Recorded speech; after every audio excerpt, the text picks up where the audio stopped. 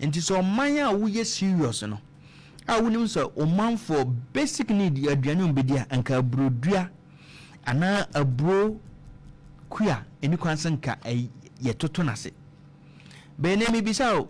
Ghana ye bisa say abro I mean ye ka farming na maize farming obeka aka ho enso di abro pa it means say ye ma ye ne nyeden enko ye no ye baako emu rice ye dua mo Ghana ha o ye di mo pa ye di mo Ghana ha pa both polished new unpolished one new perfumed one ye di mo e wo Ghana ha pa ntinka enhihye papa bi won ma no ahihye afa emu so ho ye kokko ya ne abe obi be se boache bidin ye no so ho pa tomatoes ye kra ne Ghana ye kokra tomatoes ye no so ho ansana onion deme ye no so ho body plantain ana cassava ni plantation hwene mama kan nyina just under one sector agriculture Nti said ye bia ya cocoa CIB ye cocoa marketing board ni with Saniman ene bia ya maize marketing board MMB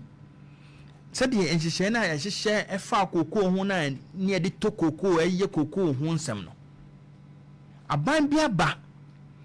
na wo de hwe said cocoa mpo absorb farmers extension officers cocoa said ye sifa Ghana for mo munya adwuma ye nna nkede sa hyehyɛ na bia to ho ama abrodua anka unim nipa anka mbenya adwuma ye ya de sa hyehyɛ na bi aguwa ama tomatoes ntosa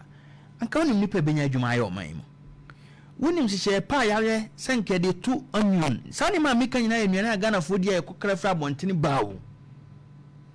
enti sankia ye hyehyɛ pa afa sani ma we nyina ho a afegana on won kokran free Kofi nie amonani bi ana oman bi so mawo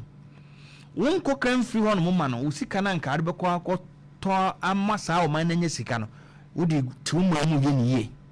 afe womanfo nya adwuma ni bi eye hwe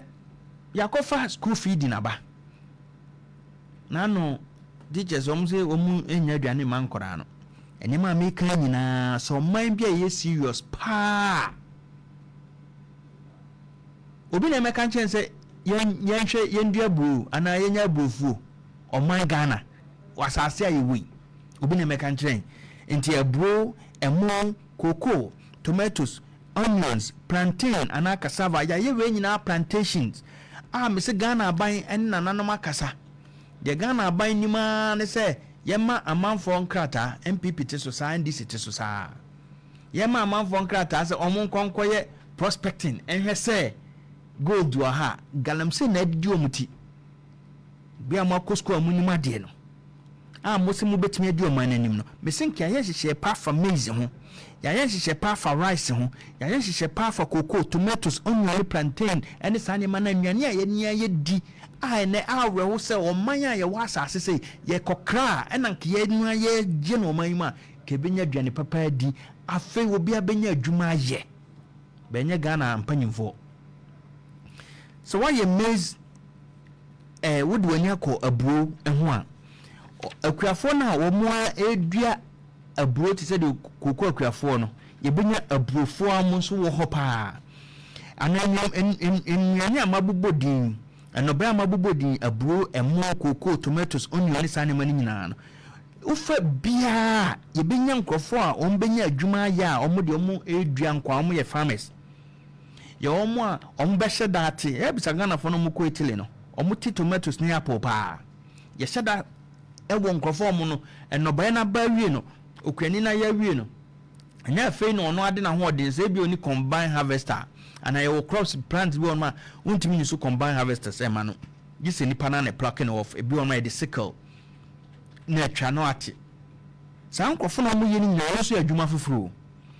enna nana serem ken na no nanado one district one factory anko ye one district one factory na nka panyimu a wodi o mani mo ye enna ban we ba ye no oto aso a na nka bisa ho se wo fa maize one factory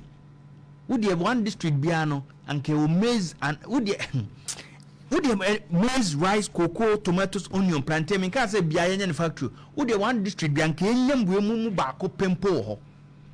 depending on the more a home you do a year. Never nippon come be a jumbo factory ho. Anka one district, one factory, and another Dubai. Any 24-hour economy, akwa buachi bi the end this is somebody better than nipa money muntum hofo. So imagine one district, one factory, running over 24-hour economy and one 24-hour economy that one district, one factory. So and come on, him and some pay for bear kukwasa sa na won so menu no ya adwene no politics a dietinti when na make catch no hu no krakra ya say eno no nye no kra because in common party and think who are farmers, who are harvesters, who are factories, who are distributors. Oma fa wie na dia ko factory on no mu dia ye omo process bi bia ye distributors and marketers. So ya didie mu nkwan me sin common ya solve your problem nenso nyenya enye ye MPP ni ADC no edidieti na wo sa nipa no ne mo be ho adwene na politics inti yan dwena dwen pa be dwena MPP be dwena NDC no yes se bomu chiche free nsu ase be ka cho se den chema wu a ye nyina chenye ene omo abio ma no ka me bubu bia kyerew na de me kan nyina nka Ghana ni abrante youth a wasiso no empayimfo na ese so mo bo omo dwene mabunu no sa mabunu no de wako school de onko school obenya adwuma ye ofinie dukuranie commander ni mabunu na you obi eba ena mabunu no ankade makan se wo bie wo si amazing profa maize he de also on the own market kan na bobi ade akroma no yemfa ayi wulanto ho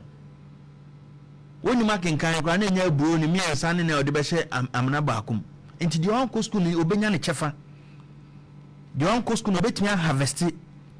even in the factories obetimi adwuma ono mo na munya management no emma omo akọ school no marketing and distribution munya ma omo enti sa di we ada se nipa no skilled or unskilled ekovano MPP ni this ni di akire gidigidi no emu hwan en watena se me fa agric nkwa dia solve youth ni problem oba ha se enam wes ma ye napco wes ma ye yi onu aka so akreti adwuma na won so ye party ni nti ugina ho no mo wo fa ase bi yafa no afi aban ne be firi so ye ntwa ne ka no asa be gina no mo na nkrofo no be busu nyinsi ankra ye ntwa mo ka me say Kofi nie dukuranie sabi eto bia won hwia no akoka de ka sabi nse hunu sia na ebedi a ye bedi nse hunu se ya sawa nche me yenya babi a wa wutie me so won fie ti se me fie a ahwia wo nya 50 years nkan fie ho ana wo de mamentum enya 100 ye bedi nse hunu se ya na 100 years na so no owu se ya ade a mekan se fa ye mpo ye nya ye dua ne dia ye dia ene se ye nhihye pa aban bia ba so wo ye nhihye pa afa even farming ho a ufa amazing kwa ubetimi ena ke bia maize marketing board bi tize koko ayi marketing board CMB bia ni bia udi ofa amazing kwa mo mu dua bro no adura nsase me so wana ka se abanjuma ye she shirt ekotena ayi office se no na ya abanjuma and say can't we have government farms obi a farmer we ya ban nipa ye Chinese net ade no ya odua bro o man no aban na afa no enku konkitingiti ba ye enku konkitingiti o kan ndisi fo na mubuafu mo na mo de campaign mo de samo se aban nche mo ntena ho anke enku konkitingiti ba ye no aban policy wo se wo de ba no na why je policy what they solve the France or they solve Ghana youth or more unemployment and go getting away